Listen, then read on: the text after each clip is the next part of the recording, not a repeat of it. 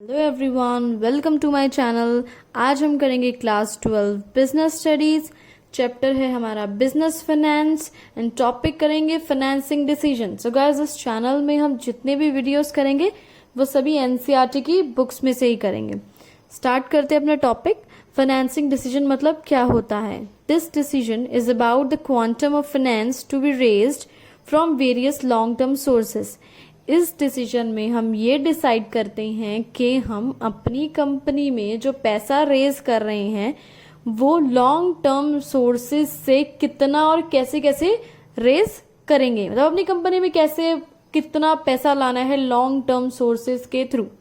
आगे बढ़ते हैं डिटेल में क्या होता है। It involves identification of various available sources.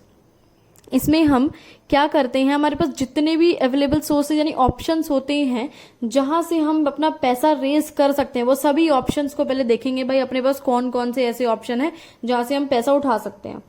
ठीक है। The main sources of funds for a firm are shareholders funds and borrowed funds. But जो मेन सोर्स होते हैं जो आपके कोर्स में है, जो आप पढ़ेंगे, वो सिर्फ दो सोर्स हैं, यानी दो तरीके हैं जिससे कंपनी पैसा रेज करती है। First one is shareholders fund, second one is borrowed funds. अब ये बात उठती है कि शेयर होल्डर फंड्स और बोरोड फंड्स क्या होते हैं, तो देखिए डिटेल में। Shareholders funds refers to the equity capital and retained earnings. Shareholders funds का मतलब है इक्विटी कैपिटल। इक्विटी कैपिटल से इधर मतलब है जैसे कंपनी होती है, शेयर्स इश्यू कर देती है ना। हम लोग क्या करते हैं, कंपनी के शेयर्स खरीद लेते हैं, उसके बदले हम कंपनी को पैसा दे देते हैं। तो ये हो गए आपके इक्विटी कैपिटल या फिर शेयर कैपिटल। रिटेन्ड अर्निंग्स मतलब क्या होती है, जैसे आपकी कंपनी है, आपको ज्यादा प्रॉफिट हुआ तो आपने क्या हुआ, थोड़ा सा प्रॉफिट का एक पार्ट निकाल के रख दिया कि भाई फ्यूचर में अगर हमें कहीं पे भी पैसे की जरूरत पड़ेगी तो इस पार्ट में से हम यूज कर लेंगे। वो होती है आपकी रिटेन्ड अर्निंग्स। आगे बात उठती है बोरोड फंड्स की। बोरोड फंड्स क्या होते हैं? They refer to the finance raised as debentures और अदर फॉर्म ऑफ डेट। ये मतलब क्या होता है कि हम इसमें पैसा या तो डिबेंचर्स के थ्रू रेज करेंगे या फिर किसी और फॉर्म में। डिबेंचर्स क्या होते हैं? डिबेंचर्स होते हैं जैसे शेयर्स इशू करते हैं, ऐसे डिबेंचर्स इशू करते हैं। बस डिबेंचर्स में ये होता है इंटरेस्ट फिक्स हमें देना ही पड़ता है, बस ये फंडा होता है डिबेंचर्स का। And others form of debt का मतलब है और जैसे लोन वगैरह ले लिया, किसी फाइनेंशियल इंस्टीट्यूशन से पैसा उठा लिया। ठीक है। A firm has to decide the proportion of funds to be raised from either source based on their basic characteristics. तो इस डिसीजन में फर्म क्या डिसाइड करती है? प्रोपोर्शन, यानी कितना कितना पैसा रेज किया जाए कौन कौन से सोर्स से, यानी पैसा कितना रेज करा जाए रिटेन्ड अर्निंग से, पैसा कितना रेज किया जाए इक्विटी शेयर से, पैसा कितना रेज किया जाए डिबेंचर से। ये सब मिक्सचर जो है डिसाइड किया जाता है इसमें। Interest on borrowed funds have to be paid regardless of whether or not a firm has made a profit.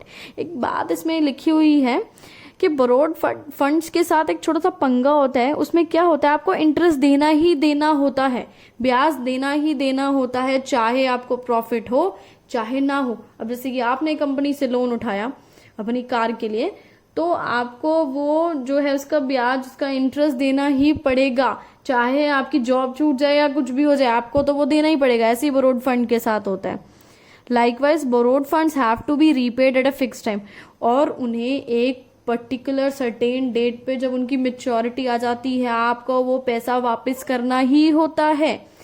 Repaid मतलब पैसा वापस करना। अब जैसे कि आपने अगर डिबेंचर्स के थ्रू 20 लाख रुपए उठाए हैं 10 साल के लिए, तो ठीक 10 साल बाद जब वो मेच्योरिटी डेट आएगी आपको पैसा देना ही देना पड़ेगा वापस। ठीक है। The risk of default on payment is known as financial risk. और एक तरह का ये रिस्क ही हो गया है ना हमारे लिए कि इंटरेस्ट भी देना है, पैसे हो या ना हो, और रीपेमेंट भी करनी है आपके डिबेंचर के पैसों की। रिस्क ही हो गया। इस रिस्क को बोला जाता है financial risk which has to be considered by a firm likely to have insufficient. So firm को ये कंसीडर करना पड़ता है फाइनेंशियल रिस्क, ये पैसा उठाने से पहले।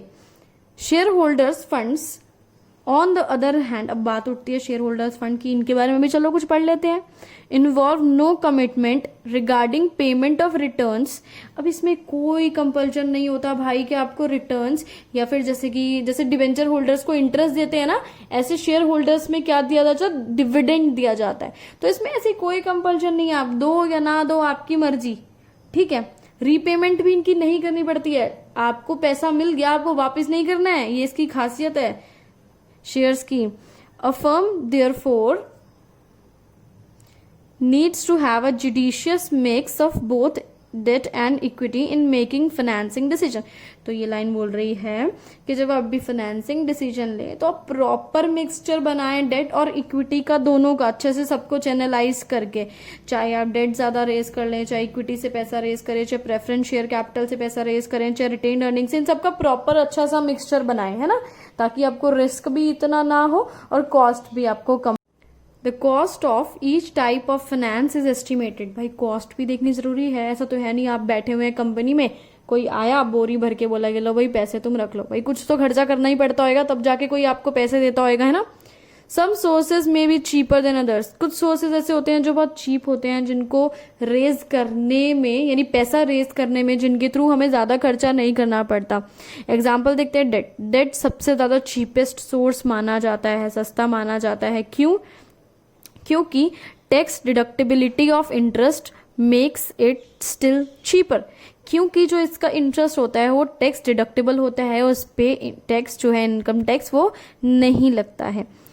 आगे और भी चीजें जरूरी है देखनी कॉस्ट के अलावा। Associated risk is also different for each source. अब आप यूं सोच रहे होंगे यार डेट जो है सबसे सस्ता पड़ता है, चीपेस्ट है, इसी के थ्रू पैसा रेज कर लेते हैं, बट ऐसा नहीं है। एक चीज और देखनी पड़ती है, वो देखना पड़ता है रिस्क। रिस्क सबका अलग अलग होता है। देखो डेट के केस में क्या है, इट इज नेसेसरी टू पे इंटरेस्ट। आपको ब्याज देना ही देना है, जैसे कि पहले बताया था, चाहे प्रॉफिट हो चाहे लॉस हो, आपको इंटरेस्ट देना ही देना है। And redeem the principal amount of maturity. अब जब मेच्योरिटी डेट आ जाएगी तो आपको प्रिंसिपल अमाउंट, यानी जितना पैसा आपने उठाया था वो सारा पैसा वापस करना है। तो ये रिस्क हो गया। माना ये डेट सस्ते हैं लेकिन रिस्क भी तो बहुत ज्यादा है इसमें, है ना। लेकिन अगर हम शेयर होल्डर्स की बात करें, शेयर्स की बात करें, तो शेयर होल्डर्स को जो है डिविडेंड देना, इतना कंपल्शन ऐसा नहीं है कि भाई आपको देना ही देना है डिविडेंड। नहीं, अगर आप नहीं भी दोगे तो भी चल जाएगा।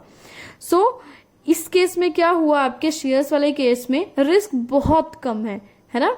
दस there is some amount of financial risk in debt financing. तो डेट में था आपका फाइनेंशियल रिस्क, लेकिन शेयर्स के केस में नहीं था आपका फाइनेंशियल रिस्क, है ना। उसमें तो मर्जी है, डिविडेंड दो या ना दो, लेकिन डेट में तो इंटरेस्ट देना ही पड़ेगा।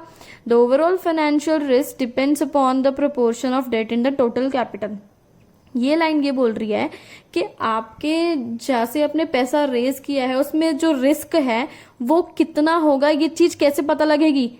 डेट के हिसाब से। अगर ज्यादा डेट आपने यूज किया है तो मतलब ज्यादा रिस्क है, कम डेट यूज किया है तो कम रिस्क है। The fund raising exercise also cost something. भाई अब फंड्स जो आप रेज कर रहे हैं, पैसा रेज कर रहे हैं, उसमें कुछ तो खर्चा हो ही गई आपका। जो छोटे मोटे खर्चे होते हैं, इन छोटे मोटे खर्चों को बोला जाता है फ्लोटेशन कॉस्ट।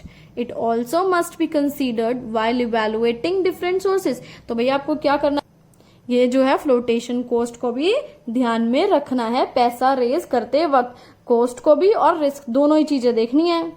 सो फाइनेंसिंग रिस्क जो है ये बहुत छोटी सी है। It is considered with the decisions about how much to be raise from which source. इसमें एक छोटी सी चीज बताई गई है जिसको इतना लंबा खींचा गया है कि कितना पैसा कौन से सोर्स से रेज किया जाएगा, बस।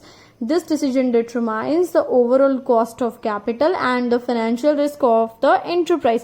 और यही डिसीजन कि आपने पैसा कहाँ से रेज किया बताएगा आपको कि भैया आपको कॉस्ट कितनी पड़ रही है और आपके रिस्क कितना है एंटरप्राइज में। बस इसी के साथ आपका ये टॉपिक खत्म हुआ। Thanks for watching this video. Please like share and subscribe.